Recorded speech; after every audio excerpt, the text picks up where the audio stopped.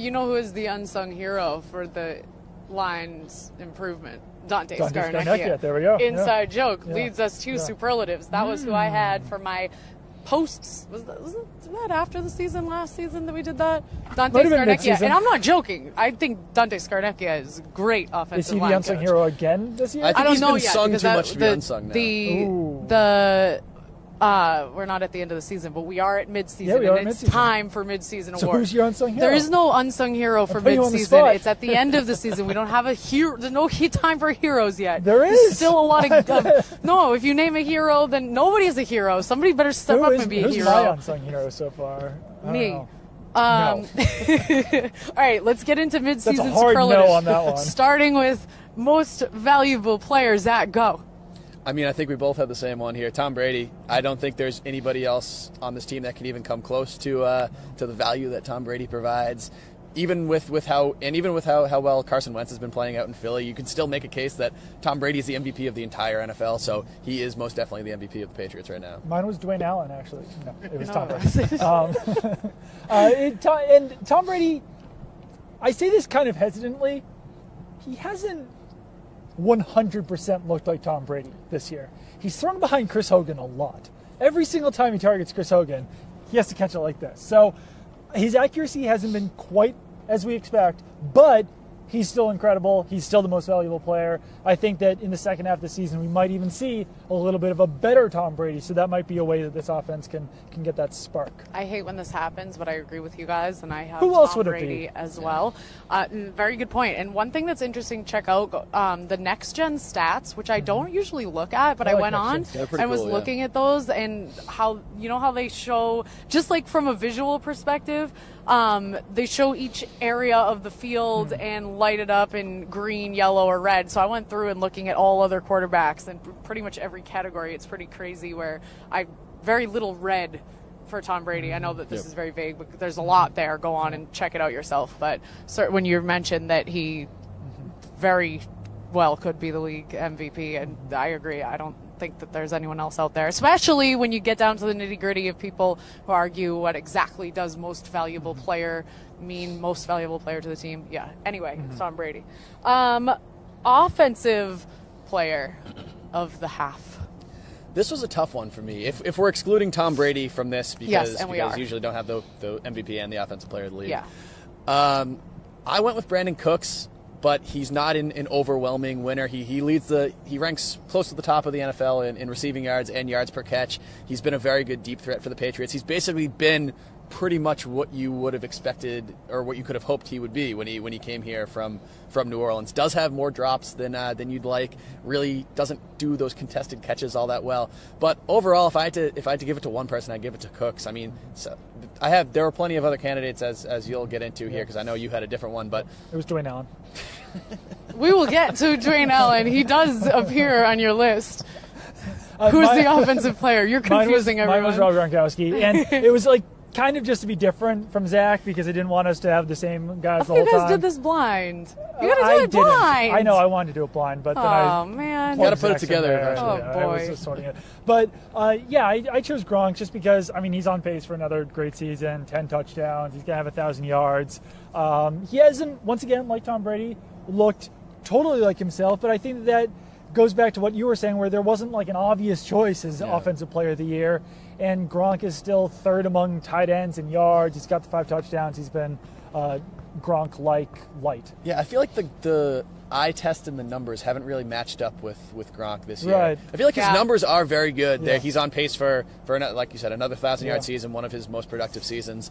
But when you look at him, I feel like my picture of Gronk in my mind this year is him running down the field, probably getting held but not getting it called, and then him putting his hands up. Yeah. I mean, which is kind of unfair to him because he has been very productive, but he hasn't looked as overall just like otherworldly dominant this year. Here's my argument for I have Gronk as I settled on him for an honorable mention for most improved, and we're not going to jump to most improved. All I'll say is that I didn't choose Gronk, but I thought about it in that I feel like his role has been different this season. He even talked about it, how he's out there for more snaps than usual. He's and playing being pretty much every snap. And his blocking has been very effective, whereas we're used to seeing him run the fancy routes and running with defenders hanging off his ankles, and he has still made some good catches, but I think that his role has been understated, or what would be the word? Just maybe not as glamorous, but he's like doing the work in the trenches and being effective. Who's your Opoy? Your Opoy. Opoy. You said it so fast. It sounded like a minion in, when they're like, Opoy. Opoy. Mine is James White. And I say that because he is the team's leading receiver with 43 catches, also has 28 carries. He's caught for 365 yards. How many?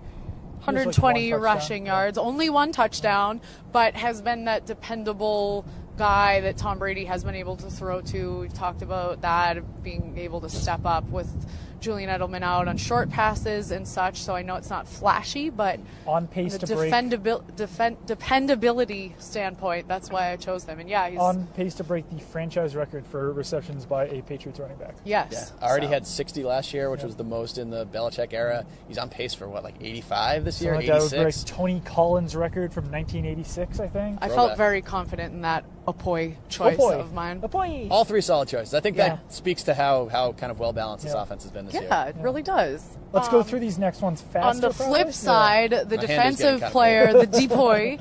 Depoy. Who did you choose? Depoy, I chose Devin McCourty.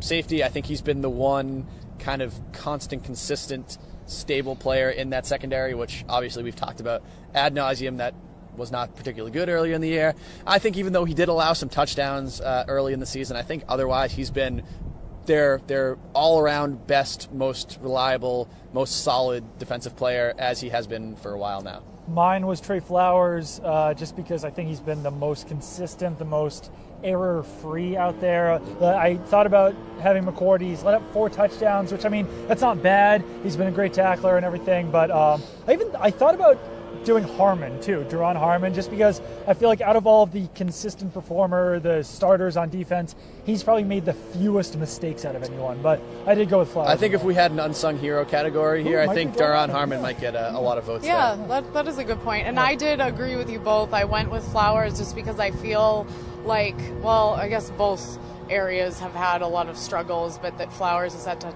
take on a lot and is still so much younger than McCourty has been here and is supposed to be that stronghold on the secondary, and he has done well. So I could agree with both, but I went with Flowers.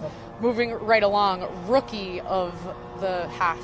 I went Dietrich Wise. Got to be Dietrich Wise. He's really the only choice here. I mean, with all the injuries that they've had to all their first-year players, basically the only other person you could make any sort of case for is Adam Butler, who just has been basically a less productive version of Dietrich Wise. So Dietrich Wise is the 100% clear choice here. I think we all agreed on biggest surprise as well, Johnson Batamosi. Yes. But I could just saying that, I just skipped most improved, but I'm saying that because I feel like Wise could also fit there, in that Derek Rivers was the guy that before he got hurt, we thought that if anyone were to make an impact, it would be him, and then Wise. I mean, I've been very pleasantly surprised by Wise this season. I think we're all kind of like, oh yeah, it's Dietrich Wise because he was so good during the summer, but yeah, if you look at it, 4th round pick coming in and being a really consistent performer there on the edge, 25 total pressures, 3 sacks.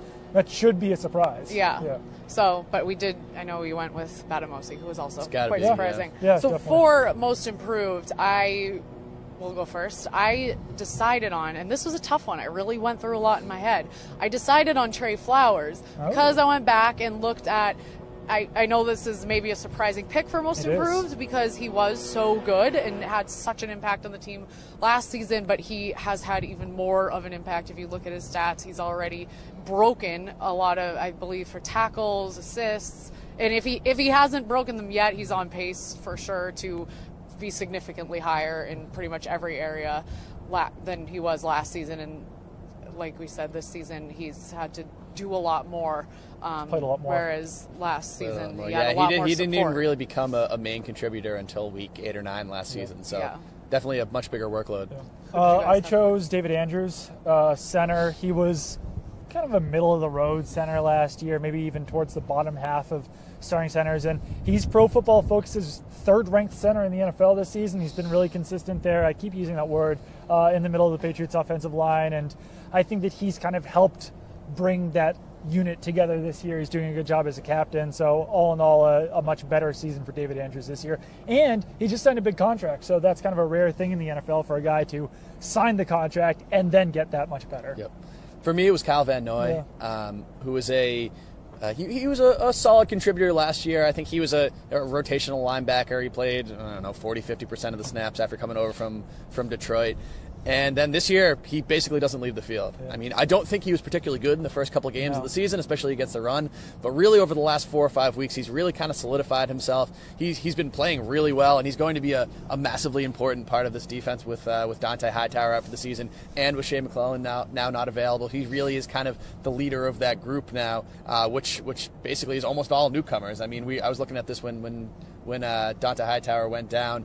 Everybody who's left joined the team either the beginning of last season or more recently than that. So he's one of the longest tenured people in that unit already. That's now. Crazy. He's playing pretty well of late. Yeah, and that's a good choice, especially I would even say he's like the most improved throughout the season. Yep. And one thing that I thought was kind of interesting was that I threw out on Twitter, who's your defensive player of the year or the defensive player of the first half. A lot of Patriots fans were throwing out Kyle Van Noy, and while I do think he's a good choice for most improved, I feel like a lot of those Patriots fans might have missed like the first 4 or 5 weeks of the season when he was definitely not defensive player of the year. It's a little recency bias there. Worthy, but over the last few weeks, he's definitely made major strides, and he is playing better than he was last year. Good to see some guys on the uptick, but now let's move to biggest disappointment. Bum, bum, bum. Yes. Doug, take it away. I know you've been dying to say it. Finally. 0 catches. And this guy, like, you can say, okay, he's a first-year player in the system, whatever it is. They gave up a 4th-round pick to get him and a 6th-round pick. So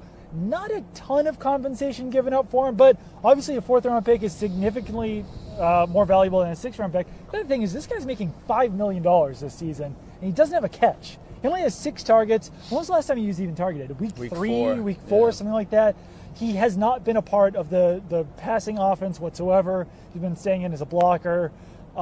Pretty major disappointment there. Yeah, I completely agree with that. The only reason I went with Stephon Gilmore instead, and the only reason being that I did have higher expectations for Dwayne Allen than he is delivering, but I had sky-high expectations for Stephon Gilmore, and I have below rock-bottom low results as of right now. So I think it was the bar was the reason that I went with Gilmore instead of I went with Gilmore as well. I personally didn't think that he was going to be like an all-pro or anything like that this season, but you're paying him $65 million, and the sample size that we've seen so far, which obviously is only about half the season since he's been injured, has not been good. He's basically had 4 really bad games, 1 pretty good game, and then he got hurt, and then we haven't seen him since. So I do think there's a lot of time for him to I guess, redeem himself and become, if not a star, at least a solid part of that defense. We just haven't seen him yet, and for somebody making that much money, you need to see it. And going back to Dwayne Allen for a second, I posted the other day his stats through 8 games compared to Martellus Bennett's last year, and I got a lot of people saying, come on, like, he's a blocking tight end. What do you expect from him? Yeah, he's more of a blocker. He's not a Rob Gronkowski. That's crazy. But he had 500 receiving yards last year. He's not a guy who can't catch the ball. He's not a Matthew Mulligan or something like that. 100% considered a dual threat tight end coming into this offense, and it just has not worked. I mean, he played 1 game in his 2nd season, and he still caught a pass for 20 yards. He hasn't even replicated that through 8 games this year. One other one, I know that I was the one who said that we should go through these fast. If I had a number 2 on most disappointing, it might even be Alan Branch, because at least Stephon Gilmore and at least Dwayne Allen have been playing every game that they can. Yeah. Alan Branch was a straight-up healthy scratch, did not make the trip to Tampa Bay. He was supposed to be the most consistent performer on the defensive line, and he's coming on now, but he really bottomed out even harder than Stephon Gilmore did. That is a very good point. And just on both Allen and Gilmore, it is funny how people's reactions change. I hear a lot of people saying, oh, well, what did you expect from Dwayne Allen? It's like when they signed him over the offseason, he was one of the names that everyone was going, oh, they're really bolstering the roster that was already so great, 19-0, and now all of a sudden everyone's like, oh, well, what did you expect? We expected better than this. Expected him to be 0 catches. Expected him to be a slight tick down from Martellus Bennett. That I was think fair. that's what people people are respecting. And as for Gilmore, I had this conversation. I think it might have been with our producer Mark, who's standing by behind the camera, behind the scenes over there. He's very cold. Is that the expectations for Gilmore, when you said you didn't expect him to go all-pro or anything, that actually is a very good point. I talk about him as if I had such high expectations, and I've realized that I honestly think that did come from not solely, but a lot because of the contract, and a lot because they gave him that contract when they had Malcolm Butler that they could have shored up and figured all of that stuff out, and instead they give all that money to Gilmore. But the example that we discussed was when you do think Stephon Gilmore, I know that he was good, but one of the plays that really sticks out was him getting roasted by Chris Hogan, and then just kind of throwing his hands up before the play was even over. So it does kind of, I'm saying as myself as much as everyone else, when you kind of change your expectations. Now it is like hindsight, I'm like, I don't really know why my expectations were so high. Some of the in Bill we trust factor where like, wow, if Bill Belichick was willing to pay this guy $65 million, he must be awesome. And he hasn't been awesome so far. So. And you'd think we'd learn that especially when it comes to the secondary. That's one area where in Bill we don't trust. I don't trust. There's a hot take out there to be made to juxtapose Stephon Gilmore getting beat by Chris Hogan and throwing his hands up in the air before he crossed the end zone line to Malcolm Butler chasing down Melvin Gordon and trying to force that fumble at the end of that big play against the Chargers, where you have one cornerback giving up on the play before the guy scores and the other one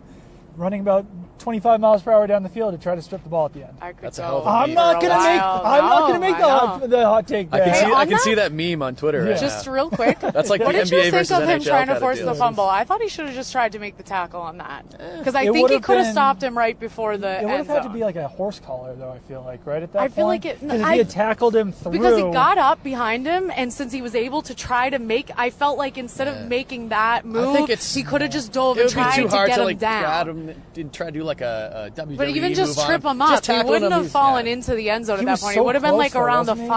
I thought he caught up to him by the 10 and could have gotten him to trip before. I was surprised by it, and I tweeted that, and I had a lot of people saying back to me that they would have just scored, and it's like, okay, shut up on Twitter. But, just shut up. It was a good conversation. Stop bothering me. Stop bothering me. It was a good conversation. I was curious just what you guys thought of it. Just shut up. In that situation, it's almost like letting LeBron James do you want to let him score on a breakaway, or if you have a chance to make him earn it at the line, make them earn it at the goal line? Yeah. Maybe the Patriots, that's what everyone was saying to me, is that their goal line package is not that good. They're not going to be able to stop them. Okay, fair enough, but at least make them try rather than the guy just running it in. Your meme? I view that as a positive play from Malcolm Butler. He came, and his speed was very, very impressive. I had to hand it to him. Yeah. But it's like you shouldn't have to hand it. That's how everyone should be giving it. They're all out there. That's the kind of effort I want to see. Yes, great effort by Malcolm Butler.